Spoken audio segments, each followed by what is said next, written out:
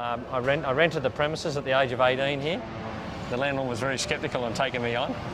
And because I was so young and I was very baby-faced, they said... you still look pretty young. Yeah. Well, I'm only 32, but at the time at 18, you know, I remember it clearly that, you know, customers would drive in and say, oh, he's the boss here. And I'd say, well, you're speaking to him. And I looked like a first-year apprentice. Tell me about the staff turnover and the time that people normally work with you for. Well, fortunately, since we've got an incentive program here, so we actually pay on what the guys produce. Where we used to pay a very high attendance fee for them to turn up and attend here for 38 hours, yes, regardless of what they produced.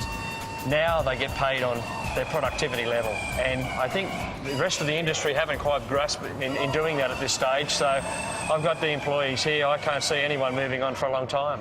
I've got employees that have been here 10 years, and I think my latest employee's been here with me now for about 13 months. Wow. So I've got a great team. Justin. Hi, Justin. Nice Good to meet you. Justin's well, he is our main estimator here. He estimates all the vehicles. This is basically the start of the process for us here. We obviously have to write a scope of work, so what the boys are going to do on the car, and obviously the estimate for what we're going to get paid to do the job. I think that's an interesting challenge you've got, to break it up into all those bits. That's what they want. It's like one big jigsaw puzzle. Absolutely. And this is where we actually start. We give the boys a worksheet which runs off this, and we create our target hours, or we give them a direction before they even start the job of how long the expectation should be to get that job completed. Yes. And it's up to them to try and beat the clock. They're going to beat the estimator's estimate and what the assessor allows, and that determines their hourly rate. Great incentive, isn't it? And gee, that's well organised. So what role do you play with the people side of the business? The people?